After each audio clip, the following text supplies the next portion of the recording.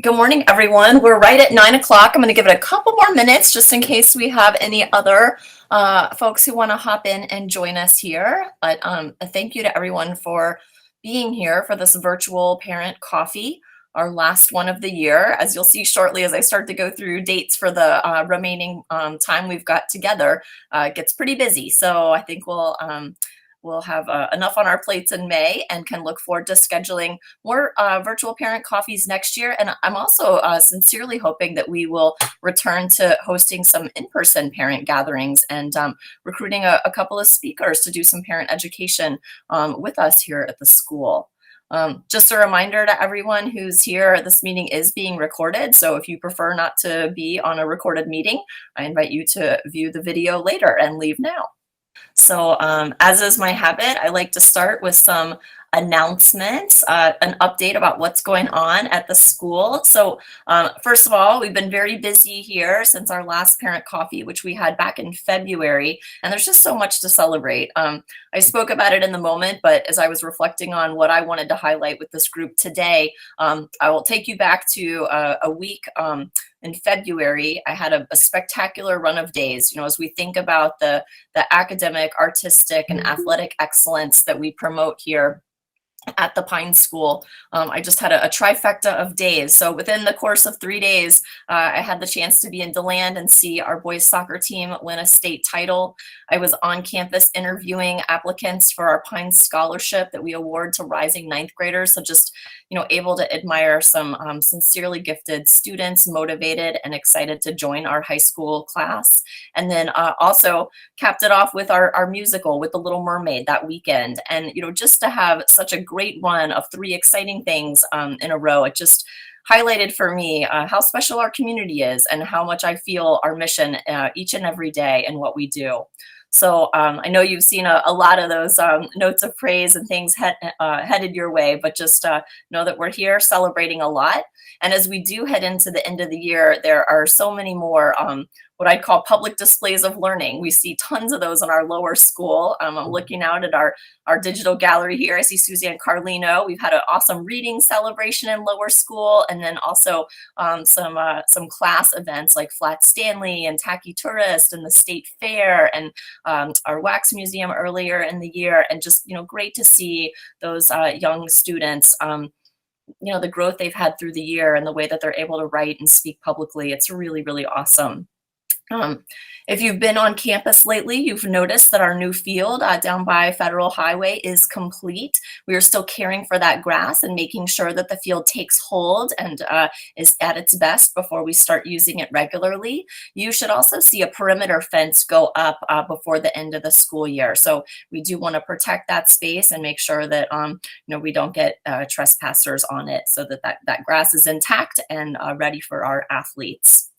Speaking of that, that field in large part, I think, was motivated because we do have a number of new soccer players on this campus, and it is exciting to see our soccer program grow. But I would ask each and every one of you to remember the vibrant overall athletic program that we have, and we are pursuing athletic excellence not only in soccer but also in all of our other sports. And it is great to see the level of competition here at Pine just grow and grow. So I'm happy to have Jeff Shirk at the helm of our athletic department, and I look forward to seeing how our spring athletes finish out their seasons. I'll remind you that the Board of Trustees will be adopting a new strategic plan in May. When I sent out the link for this virtual coffee, I also included a link to a parent survey. And so I would invite you all to take that if you haven't already. It will allow you to give some input to the board as they consider the priorities that will go into the next strategic plan. I expect that we'll see a concise plan focused on work over the next 2 to 3 years and a real energy and enthusiasm to launch the school into what's next. Speaking of what's next, we are going to open a new building in the fall. Work continues on it. If you haven't had a chance to see that space and you would like to, please be in touch with me or John Boyer, our Director of Development. We're going to try and coordinate some time to go in that building on field day, perhaps overlapping with the barbecue the Parents Association will be hosting. But I would offer to you that we are still very much in the fundraising phase for that building. And, the way that we're able to complete it and outfit it as students fill it in the fall is really going to be up to this community. So if you haven't considered making a gift to that project yet, I would love to encourage you to do so in whatever capacity you're able. Um, Another little note here, what's up at school? What are we doing? We are well into hiring season. I'm happy to say that many of our faculty and staff are committed to remaining here with us for the coming academic year. However, we're growing. So we've got some new positions where we're adding, and also a few teachers who will be making other plans for next year. So you'll start to see, your children might start to see candidates on campus and come home and say, oh, I had a guest teacher teach my class today. It's our habit to see our candidates work with students and interact with them. We want to observe their lesson planning and their engagement in the classroom. So that could be happening. And any of you, if you are connected to educators, I would encourage you to look at the openings that the Pine School has and perhaps suggest to a friend you might know who is interested in working at Pine that they apply if there's a fitting job there for them. And then lastly, for announcements before I get into upcoming events, prior to this presentation, I was giving really regular updates about COVID on this campus and how it was impacting us. It is with a tentative sigh of relief that I say that we're feeling a return to normalcy on this campus.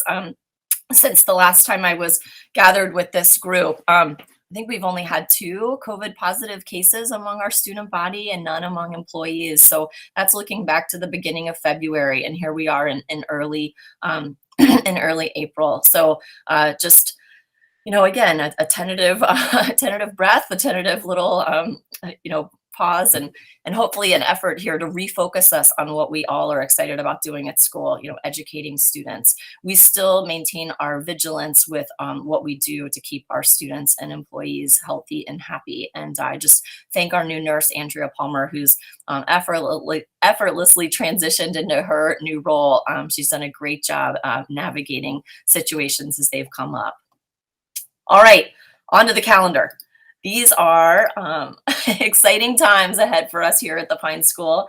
So looking to next week, we will have our lower school musical, Annie, along with Grandparents' Day. So that's going to be Thursday, 4/14.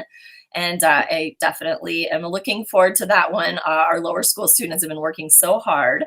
We will enjoy a school holiday, a 4-day weekend around Easter to observe that holiday. The following week, we'll come back, and on Thursday, we'll have an ice cream social to welcome newly admitted students. There's a separate gathering for new kindergartners that'll happen over the weekend, but first through 12th grade, any students who have been admitted into those grades will be invited to campus. And so some of your children or you might be tapped to come and help us host those new families. On the 21st in the evening, we've got another event. Science Night is happening, and that is going to be a great, fun, interactive night. So I would invite any of you with lower school children to bring them. They've got some great activities for students to participate in.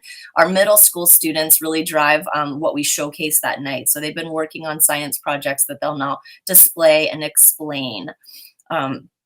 Upper school, the juniors and seniors will enjoy prom on the Saturday, the 23rd. I believe that's happening at the Wyndham in Jupiter. And then we will cap off our April calendar with an event that is really a favorite for almost every person. We will have our annual field day. That's an awesome, awesome day for blue and gold competition. And I'm so happy that our Parents Association has organized a family barbecue afterwards. Kids often want to linger and hang out with their friends, just have a little bit of downtime. And I know parents have been looking for more casual ways to connect and get to know each other. So if you're in a position to join us for field day and come to that barbecue, it would be great.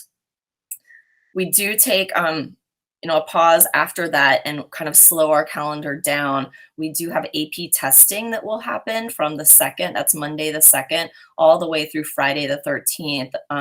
And that's in the first 2 weeks in May. So, we've got a lot of our upper school students involved in that, and some special scheduling and planning that has to happen. We try and keep our campus quiet during those 2 weeks. we do have an event on the 12th in the evening. This is a Thursday, and I would love to see each and every one of you there. Pine will host its annual general meeting.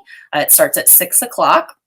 It's a wonderful time for our adult community to come and gather and get updates, kind of a state of the school sort of evening, if you will. So the Parents Association will review their year and welcome new leadership to their organization. We will also thank trustees who are ending their service to the board, and we will welcome trustees who will be new to the board. And we'll hear comments from a couple trustees, and then I'll give a state of the school speech.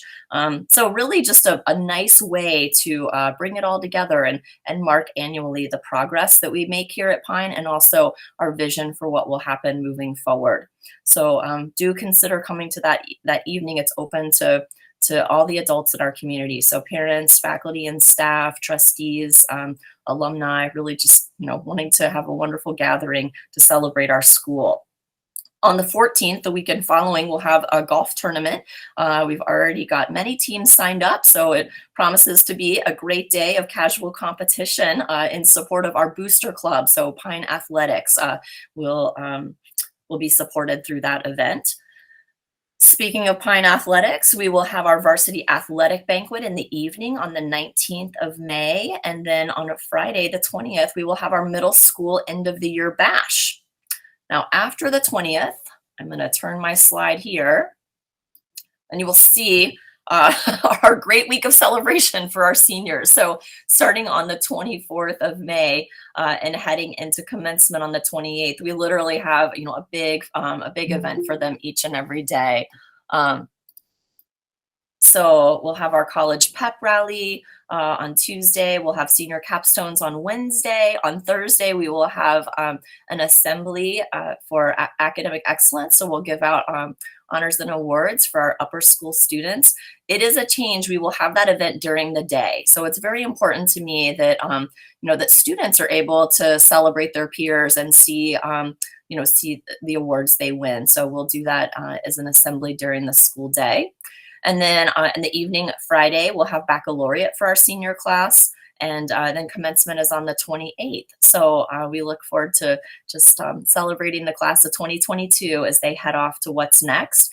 Some of these events are open to anyone who would like to be there. So if you're curious to know what the college pep rally is, or if you would like to come to the upper school academic excellence assembly, whether or not your child will be receiving an award, it's just a really nice program to be a part of. And we have plenty of seating at commencement if it's interesting to you to come and see graduation.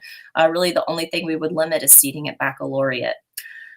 Woo! After that full week, we will take a little holiday and celebrate Memorial Day with a day off on Monday, and then we'll close out the week for all of our other students there in early June. So we'll have our middle school awards assembly during the day on Thursday, and Thursday the 2nd will be our last day and a half day for all of our other students. So we have got a lot to do here in the next couple of months at the Pine School. All right.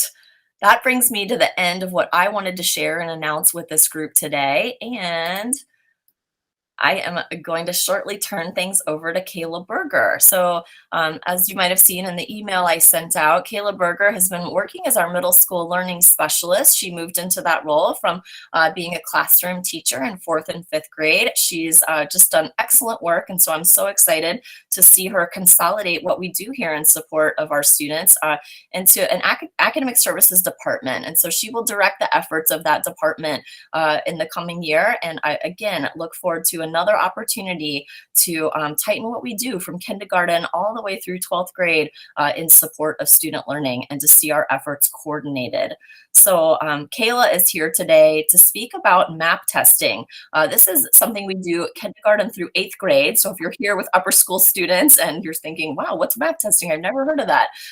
Feel free to, to go on with your day if you'd like to take a pass. But a regular part of our due diligence here at Pine is assessment, so that we have confidence students are learning and growing. MAP has been a really effective tool for us. And it is my pleasure now to turn things over to Kayla so she can give a little bit more information about MAP. Good morning, everyone. Thanks, Penny. As she said, my name is Kayla Berger, and I have been the middle school learning learning specialist for the past few years, and I'm excited about my new role coming into the next year. Today, I'm just going to talk a little bit about how we assess our students in grades K to 8.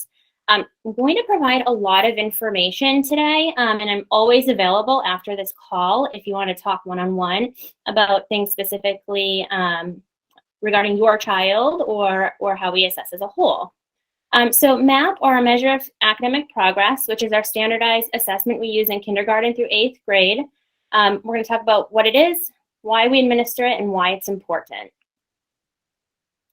So it is a computer-adapted benchmark assessment administered 2 or 3 times every year to provide information to your child academically in English and math. This assessment provides a snapshot of information to check that students are maintaining their personal academic track and meeting individual goals at that time. So how does it work? Students are assessed in 3 different areas: reading, language usage, and math. The assessments are untimed, but generally take our average student about an hour to complete each one. Reports can be generated after each benchmark that outline a student's strengths, areas of focus for improvement, and they're also used to set goals for the year. So what does this mean for our teachers? So as you can see right here, this is one of several reports that teachers utilize to analyze the academic performance of their class as a whole. It provides a quick overview of how many students are high achieving, average achieving, etc. in each academic cluster, which is the group of skills tested in each subject area. It also outlines each student within the class and their individual score. This report provides teachers with the necessary information to group students according by skill within their classroom. We also use this report for grade level data to drive instruction within our departments as criteria for class placement and for small group and individual differentiation within our academic center. So what do you receive? This report you're seeing now is the student progress report. The reports being shared today are from Plymouth School District in 2013, so it is really just a way that we can look at what the report looks like visually. So it's not our data. The reports are sent to parents in the fall and the spring, and it provides information regarding your child's score, which is that blue bar that you see on the left, the national norm, which is the yellow bar, and the child's projected goal in the spring. So that's that blue pattern bar on the right. The RIT score, which is circled at number 1 in this report, is based on the fixed scale to measure student achievement. So the NWEA defines the RIT scales as stable equal interval scales that use individual item difficulty values to measure student achievement independent of grade level. That's a lot. Like, basically, it's sort of like when you take your child to the doctor and their height's measured. You receive a fixed height in feet and inches, but also a percentile associated with the height, comparing your child to other children in the same age group.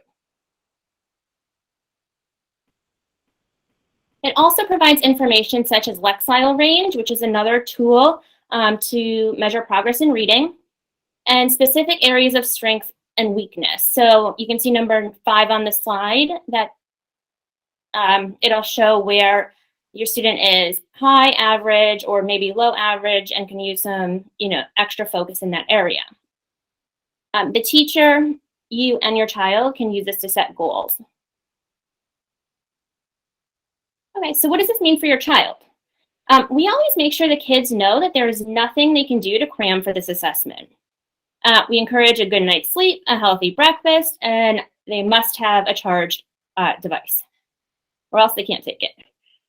But while the student progress report is sent home to you, in the middle school grades, your child receives this report, or the goal-setting worksheet, in their English and math classes. And then we take this report and your student confers with the teacher or myself, and we celebrate their growth. We discuss the areas where improvement can happen and goals for the future assessment. Some teachers align this students' MAP scores with IXL, which is another diagnostic and practice tool that we use here at Pine, to generate specific lists of skills. IXL generates specific lists of skills to correspond with their RIT score. And we complete and track these skills within class, and it becomes kind of like sort of like a friendly competition among the classes. So what can you do as a parent? Well, first, encourage your child using a growth mindset. For example, if your child is strong in literature but low in informational text, you can help your child find informational text that would interest him or her. You can also read and discuss news articles together on the weekends. I'm not sure many people get the physical newspaper anymore, but there are many online resources that you can utilize.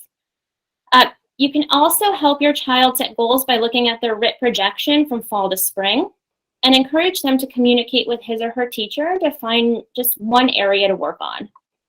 Last but not least, you can encourage your child to read. Research shows that the more you read, the better reader you will become. Help your child find a book that he or she likes to promote a lifelong love of reading and learning. Here are just a few resources that you can utilize as a parent to encourage your child to practice the MAP goals that they set for themselves at home. This is really just a very short list. I do have more resources available should you want them. So that's kind of MAP testing in a nutshell. Thank you so much for your time. You can always reach out to me, like I said, via phone or email if you have any specific questions regarding how we track students' progress at the Pine School. Oh, Kayla, thank you so much for all that information. That was really great. So parents will get one more round of MAP data coming their way before the school year closes out. Is that correct? That is correct. So in the middle grades, we are going to MAP test May 10th through May 12th. And I'm not sure, I know Suzanne is on this call. Okay, so she says the same time. So we will MAP test K to 8, May 10th through May 12th. Awesome. That's great.